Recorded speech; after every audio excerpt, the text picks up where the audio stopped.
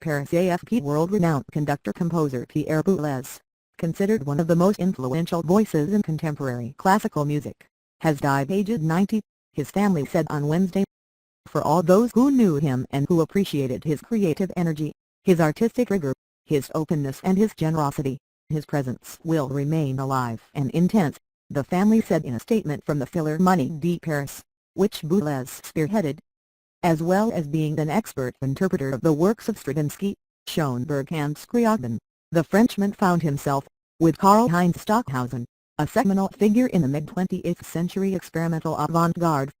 Later in the 20th century, he would push back the frontiers of music still further with computer-generated music at his Paris studio.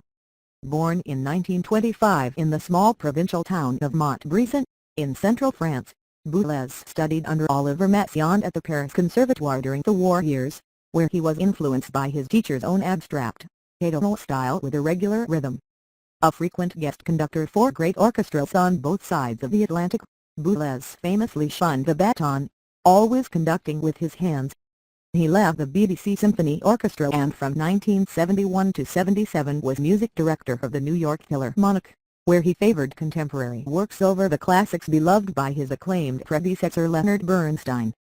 It was his exasperation with the relative conservatism of the French musical world that prompted Boulez to make his home in the southwestern German city of Baden-Baden in the early 1960s, where he eventually died.